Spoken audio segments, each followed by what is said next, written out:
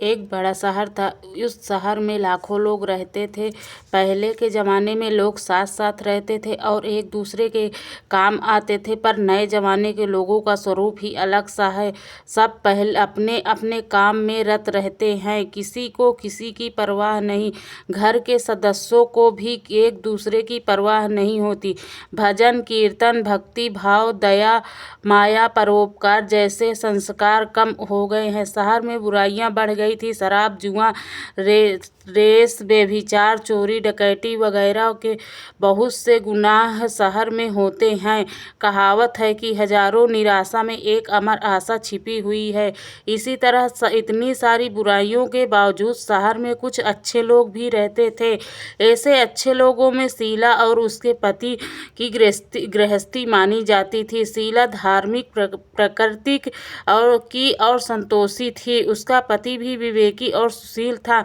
शीला और उसका पति ईमानदारी से जीते थे। वे किसी भी की बुराई नहीं करते थे और प्रभु भजन में अच्छी तरह समय व्यतीत करते थे। उनकी गृहस्थी आदर्श गृहस्थी थी और शहर के लोग उनकी गृहस्थी की सराहना करते थे।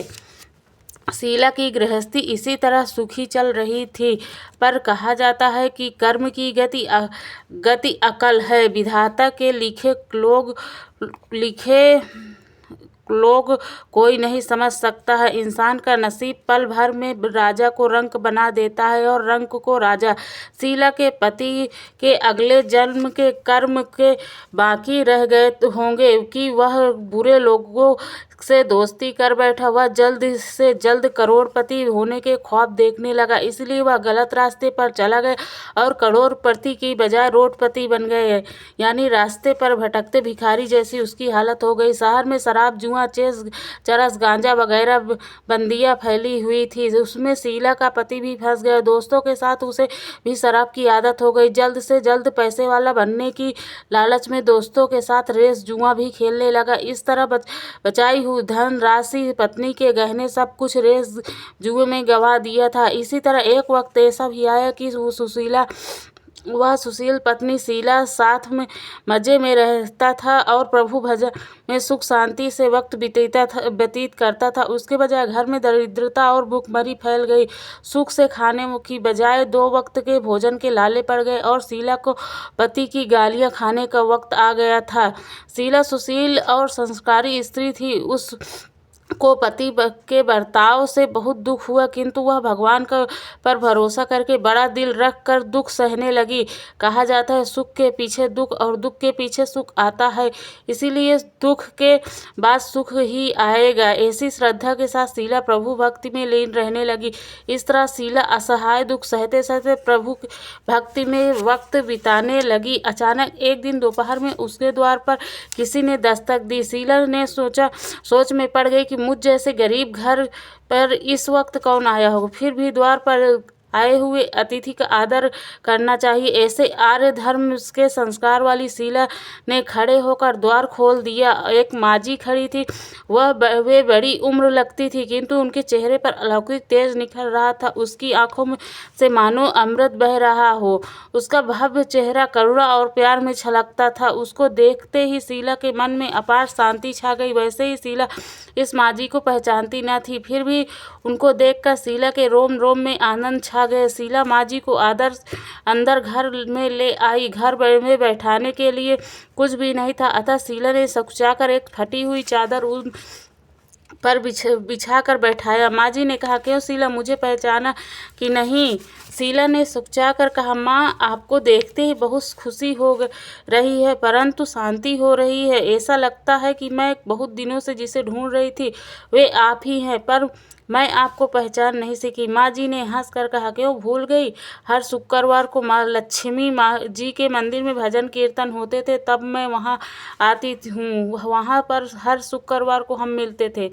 पति गलत रास्ते पर चढ़ गया, तब से शीला बहुत दुखी हो गई थी और दुख की मारी वह लक्ष्मी जी के मंदिर में भी नहीं जाती थी। बाहर के लोगों के साथ नज़र मिलाते ही उसे शर्म लगती थी। उसने याददाश्त पर जोर दिया, पर माँ जी याद नहीं आ रहे थे। तभी माँ जी ने कहा, तू लक्ष्मी जी के मंदिर में कितने मधुर भजन गाती थी। अभी अभी तो तू दिखाई नहीं देती थी, इसीलिए मुझे हुआ कि तू क्यों नहीं आती है, कहीं बीमार तो नहीं हो गई है। ऐसा सोचकर मैं तुझे मिलने चली आई। माँ जी के अति प्रेम भरे शब्द से शीला का हृदय पिघल गया, उसकी आंखों में आंसू आ गए। माँ जी ने के सामने वह बिलख बिलख कर रोने लगी। यह देख माँ जी शीला से नज़दीक सर के और उसके सिसकिया पीठ पर प्यार भरा हाथ फेरा और सांत्वना दी। माँ जी ने कहा, बेटी, सुख और दुख तो धूप और छांव जैसे होते हैं। सुख के पीछे दुख और दुख के पीछे सुख आता ही है। धैर्य रखो बेटी, तुझे क्या परेशानी, तेरे दुख की बात मुझे सुना, तेरा मन भी हल्का हो जाएगा और तेरे दुख का कोई उपाय भी मिल जाए। माँ जी की बात सुनकर शीला के मन में शांति मिली। उसने माँ जी से कहा, माँ, मेरी गृहस्थी में भरपूर सुख और खुशियाँ थी। मेरे पति भी सुशील थे। भगवान की कृपा से पैसे की भी कोई कमी नहीं थी। हमें संतोष था, शांति थी। गृहस्थी चलाते चलते ईश्वर भक्ति में अपना वक्त व्यतीत करते थे। एकाएक हमारा भाग हमसे रूठ गया। मेरे पति की बुरी दोस्ती हो गई। बुरी दोस्तों की वजह से वे शराब, जुआ, चेस, गरज, गांजा वगैरह शराब आदतों से शिकार हो गए और उन्होंने सब कुछ गंवा दिया। हम रास्ते के भिखारी जैसे बन गए। यह सुनकर माँ जी ने कहा, सुख के पीछे दुख और दुख के पीछे सुख आता है।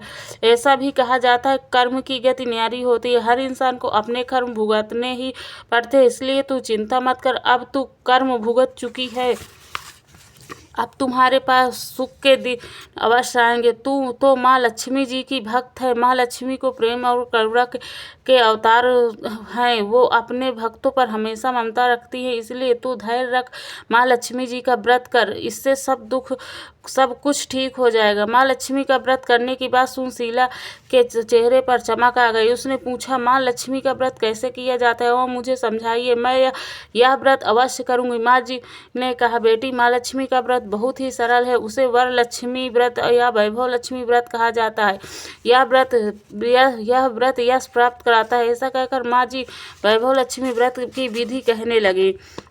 बेटी, वैभव लक्ष्मी व्रत वैसे भी सीधा साधा व्रत है, किंतु कई लोग यह व्रत गलत तरीके से करते हैं, अतः उसका फल मिलता नहीं है। कई लोग कहते हैं कि सोने के गहने की हल्दी कुमकुम से पूजा करो, बस व्रत हो गया, पर ऐसा नहीं है। कोई भी व्रत शास्त्रीय विधि पूर्वक करना चाहिए, तभी उसका फल मिलता है। सिर्फ सोने के गहने की पूजा करने से फल नहीं मिल जाता है, तो सभी आज लखपति बने होते। सच्ची बात यह है कि गहनों की पूजा की विधि से पूजन करना चाहिए। व्रत की उद्यापन विधि भी शास्त्रीय विधि मुताबिक करनी चाहिए, तभी वह वैभव लक्ष्मी व्रत फल देता है। यह व्रत शुक्रवार को करना चाहिए। सुबह स्नान करके स्वच्छ कपड़े पहनो और सारा दिन जय माँ लक्ष्मी रटन करते रहो। किसी की चुगली नहीं करनी चाहिए। शाम को पूर्व दिशा में मुख करके इसी तरह आसन पर सामने पाटा रख पर उसके ऊपर रुमाल बिछाकर चावल का छोटा सा ढेर लगाकर उस पर पानी से भरा तांबे का कलश रखो। कलश पर एक कटोरी चावल रखो। उस कटोरी में एक सोने का गहना रख दो। चांदी का भी चलेगा, चांदी का ना हो तो नगद रुपया भी चलेगा। बाद में घी का दीपक जलाकर धूप बत्ती सुलगा दो। माँ लक्ष्मी के बहुत स्वरूप है और माँ लक्ष्मी को श्रीयंत्र अति प्रिय है। वैभव लक्ष्मी में पूजा विधि करते वक्त सर्वप्रथम श्रीयंत्र और माँ लक्ष्मी जी विविध स्वरूपों का सच्चे दिल से दर्शन करो। इस पुस्तक में अगले पृष्ठ पर श्रीयंत्र और माँ लक्ष्मी की विधिवत स्वरूपों में छवि दी गई है। इसके बाद माँ लक्ष्मी का स्तोत्र का पाठ करें। बाद में कटोरी में रखे हुए गहने या रुपए को हल्दी, कुमकुम और चावल चढ़ाकर पूजा करो। लाल रंग का फूल चढ़ाओ। शाम को कोई मीठी चीज बनाकर उसका प्रसाद रखो। ना हो सके तो शक्कर या गुड़ भी चल सकता है। फिर आरती करके 11 बार सच्चे हृदय से जय माँ लक्ष्मी बोलो। बाद में 11 या 21 शुक्रवार यह व्रत करने का दृढ़ संकल्प करो। माँ के सामने करो। आपकी जो मनोकामना हुआ पूरी करने को माँ लक्ष्मी को विनती करो, फिर माँ का प्रसाद बांट दो और थोड़ा प्रसाद अपने लिए रखो। अगर आप में शक्ति है तो सारा दिन उपवास करो और सिर्फ प्रसाद ग्रहण करके समय खाना खा लो। अगर थोड़ी शक्ति भी ना हो तो 2 बार भोजन कर सकते हो। बाद में कटोरी में रखा गहना या रुपया ले लो। कलश का पानी तुलसी के क्यारे में डाल दो और चावल पक्षियों को डाल दो। इसी तरह शास्त्रीय विधि अनुसार व्रत करके उसका फल अवश्य मिलता है। इस व्रत के प्रभाव से सब प्रकार की विपत्ति दूर होकर आदमी मालामाल हो जाता है और संतान न हो उसे संतान की प्राप्ति होती है। सौभाग्यशाली स्त्रियों का सौभाग्य अखंड रहता है। कुंवारी कन्याओं का मन भावन पति मिलता है। शीला यह सुनकर आनंदित हो गई। फिर उसने माँ जी से वैभव लक्ष्मी व्रत की शास्त्रीय विधि बताई। वैसे मैं अवश्य करूँगी, किंतु इसकी उद्यापन विधि किस तरह करनी चाहिए यह भी कृपा करके सुनाइए। माँ जी ने कहा 11 या 21 जो मन्नत मानी हो उसमें शुक्रवार यह वैभव लक्ष्मी व्रत पूरी श्रद्धा और भावना से करना चाहिए। यह व्रत आखिरी शुक्रवार को शास्त्रीय विधि अनुसार उद्यापन विधि करनी चाहिए। वह मैं तुझे बताती हूँ। आखिरी शुक्रवार को खीर या नैवेद्य रखो। पूजन विधि हर शुक्रवार को करते हैं वैसे ही करनी है। पूजन विधि के बाद श्रीफल तोड़े और कम से कम 7 कुंवारी या सौभाग्यशाली स्त्रियों को कुमकुम का तिलक करके साहित्य संगम की वैभव लक्ष्मी व्रत की एक पुस्तक उपहार में देनी चाहिए और सबको खीर का प्रसाद देना चाहिए। फिर धन लक्ष्मी स्वरूप वैभव लक्ष्मी स्वरूप माँ लक्ष्मी की छवि को प्रणाम करें। माँ लक्ष्मी का स्वरूप वैभव देने वाला है। प्रणाम करके मन ही मन भावुकता से माँ की प्रार्थना करते वक्त कहे हे माँ लक्ष्मी, हे धन लक्ष्मी माँ, वैभव लक्ष्मी माँ, मैंने सच्चे हृदय से आपको वैभव लक्ष्मी व्रत पूर्ण किया है तो माँ हमारी मनोकामना पूर्ण करो। और जो मनोकामना हो वह बोलो। जो मनोकामना पूर्ण करो। सबका हमारा फल हमारा सबका कल्याण करो। जैसे संतान न हो उसे संतान देना। सौभाग्यशाली स्त्रियों को सौभाग्य अखंड रखना। कुंवारी कन्याओं का मन भावन पति देना। आपका यह चमत्कारी वैभव लक्ष्मी व्रत जो करे उसकी सब विपत्ति दूर करना, सबको सुखी रखना। माँ आपकी महिमा अपार है। इस तरह माँ की प्रार्थना करके माँ लक्ष्मी जी का धन लक्ष्मी स्वरूप को भाव से वंदन करो। माँ जी के पास से वैभव लक्ष्मी व्रत की शास्त्रीय भी सुनकर शीला भाव विभोर उठी। उसे लगा मानो सुख का रास्ता मिल गया है। उसने आंखें बंद करके मन ही मन उसी क्षण संकल्प लिए, हे वैभव लक्ष्मी माँ, मैं भी माँ जी के कहे मुताबिक श्रद्धा से शास्त्रीय विधि अनुसार वैभव लक्ष्मी व्रत 21 शुक्रवार तक करूँगी और व्रत की शास्त्रीय विधि अनुसार उद्यापन करूंगी। शीला ने संकल्प करके आंखें खोली तो सामने कोई न था। वह विस्मय हो गई कि माँ जी कहाँ गई। यह माँ जी दूसरी कोई न थी, साक्षात लक्ष्मी जी थी। शीला माँ लक्ष्मी जी की भक्त थी, इसलिए उसने अपने भक्तों को रास्ता दिखाने माँ लक्ष्मी देवी माँ जी का स्वरूप धारण करके शीला के पास आई थी। दूसरे दिन शुक्रवार था। सवेरे स्नान करके स्वच्छ कपड़े पहनकर शीला मन में श्रद्धा से और पूरे भाव से जय माँ लक्ष्मी का मन ही मन रटन करने लगी। सारा दिन किसी की चुगली ना की। शाम हुई तब हाथ पांव मुंह धोकर शीला ने पूर्व दिशा में मुंह करके बैठकर घर में पहले सोने के गहने बहुत थे पर पति के गलत रास्ते पर पतिदेव के गलत रास्ते पर चढ़कर सब गहने गिरवी रख दिए थे, पर नाक की चुन्नी बच गई थी। नाक की चुन्नी निकालकर उसे धोकर शीला ने कटोरी में रख दिया। सामने पाटे पर रुमाल रखकर मुट्ठी भर चावल का ढेर कर दिया। उस पर तांबे का कलश पानी से भरकर रख दिया। उसके ऊपर चुन्नी वाली कटोरी रख दी। फिर माँ जी ने कही थी कि शास्त्रीय विधि अनुसार वंदन स्तोत्र पूजा वगैरह किया और घर में थोड़ी शक्कर थी वह प्रसाद में रख दिया। वैभव लक्ष्मी व्रत किया। यह प्रसाद पहले पति को खिलाया। प्रसाद खाते ही पति के स्वभाव में फर्क आया और उस दिन शीला को मारा नहीं, सुनाया भी नहीं। शीला को बहुत आनंद हुआ। उसके मन में वैभव लक्ष्मी के लिए श्रद्धा बढ़ गई। शीला ने पूर्ण श्रद्धा भक्ति से 21 शुक्रवार तक वैभव लक्ष्मी व्रत किया। 21वें शुक्रवार को माँ जी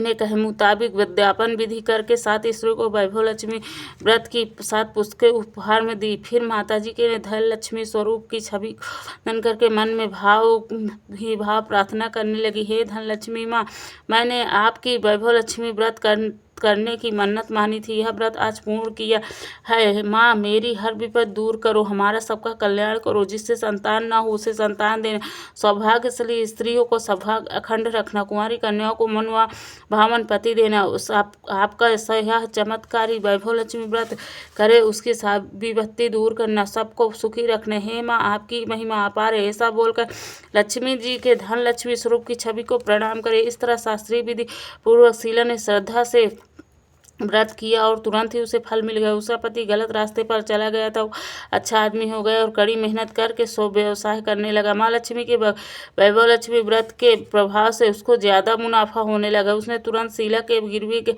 रखे गहने छुड़ा दिए। घर में धन की बाढ़ सी आ गई। घर में लक्ष्मी में पहले सुखी शांति छा गई। वैभव लक्ष्मी व्रत का प्रभाव देखकर मोहल्ले की दूसरी स्त्रियां भी शास्त्रीय विधि पूर्व वैभव लक्ष्मी व्रत करने लगी। हे माँ लक्ष्मी धन लक्ष्मी, आप जैसे शीला पर प्रसन्न हुई, उसी तरह आपका व्रत करने वाले सब पर प्रसन्न हो, आपको सबको सुख शांति देना। जय माँ लक्ष्मी, जय माँ वैभव लक्ष्मी।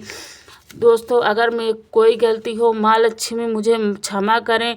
हर एक रोग दाली संकट हरे, सबकी ज़िंदगी में खुशियाँ भर दें।